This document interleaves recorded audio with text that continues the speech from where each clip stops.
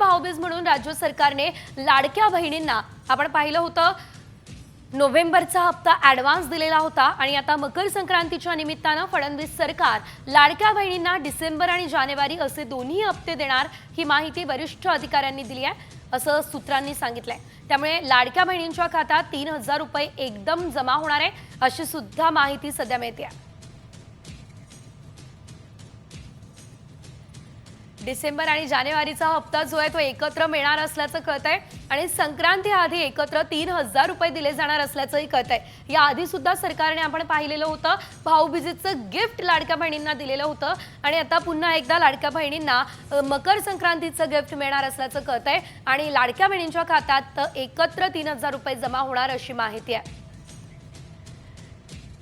तर या संदर्भात अधिकचे अपडेट घेऊयात आमचे प्रतिनिधी तात्या लांडगे यांच्याकडून। तर आपण बघतोय या ठिकाणी लाडक्या बहिणींना आता जो हप्ता आहे तो संक्रांती आधी मिळणार असल्याचं कळतंय, सविस्तर माहिती या संदर्भात।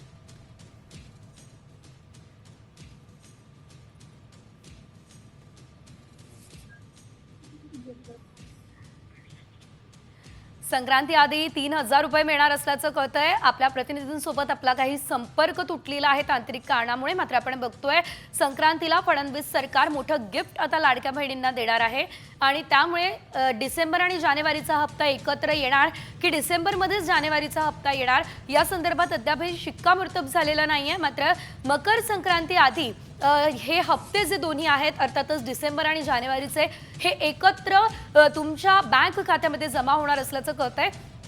याचाच अर्थ एकत्र 3000 रुपये तुमच्या खात्यामध्ये जमा होणार आहे। आता 2100 रुपये देण्याचा कुठलाही निर्णय झालेला नाही आहे, ती योजना अजून अंमलात आलेली नाही आहे। मात्र याआधी लाडक्या बहिणींना जे 1500 रुपये दिले जात होते त्याप्रमाणे 3000 रुपये आता मकर संक्रांती आधी लाडक्या बहिणींना मिळणार असल्याचं कळतंय। पुन्हा एकदा जाऊयात आमचे प्रतिनिधी तात्या लांडगे यांच्याकडे। आपण बघतोय आता डिसेंबर आणि जानेवारीचा हप्ता एकत्र मिळणार आहे, काय माहिती या संदर्भात?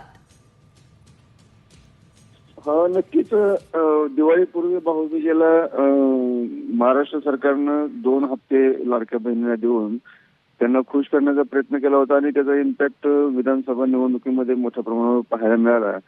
आता आगामी काळामध्ये स्थानिक स्वराज्य संस्थांच्या निवडणुका होऊ घातलेल्या आहेत।